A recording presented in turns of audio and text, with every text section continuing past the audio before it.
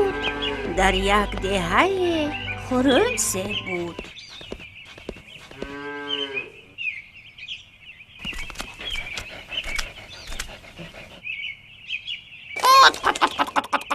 روباه مکر به سراغ من میایی. خوبت رو به آبگوی. ها روباه، چرا سر و سمایی؟ با کجا می شتابی؟ تو در بالایی آنجا چیکار میکنی؟ پایان فرا، من با تو گپ دارم جورا جان. چی گپ داری؟ من از همینجا هم میشنوم. چی گپ داشتم با تو؟ به خاطرم آمد، من با تو یک کف دانه آوردم. پایان فرا و دانه چین و گجلدانت رو پر کن. نه روباه جان، من سرم نوکک از باغمون خوردم. از کجا خوردی؟ از باغتان؟ باغکتان در کجاست؟ های، از این طرف گذر، همینجاست.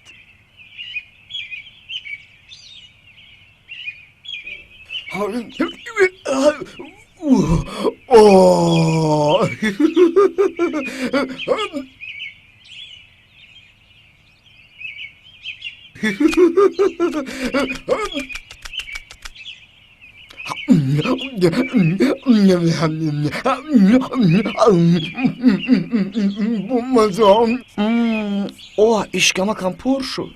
باز کنم؟ نه، باز کم ترک دیگر خوردن در کار. این خیلی نعمتی مفت هر روز پیدا نمی شود.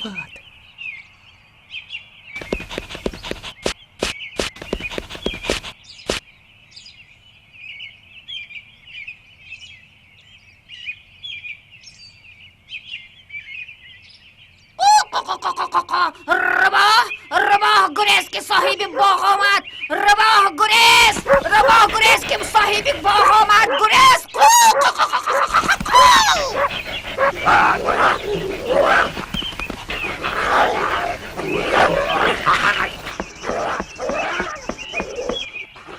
انا با تو، من با تو، دزدی نابکا، متهمی فریبکار.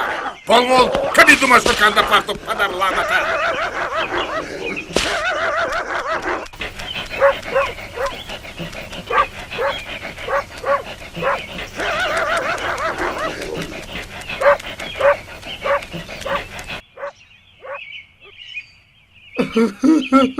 کنی دومکم، حیفی دومکم. بدون کجا می روم؟ شرمنده شدم، مسخره می شوم. رباه جان، چقدر انگور خوردی؟ انگور نه، کلتک خوردم، فریب خوردم.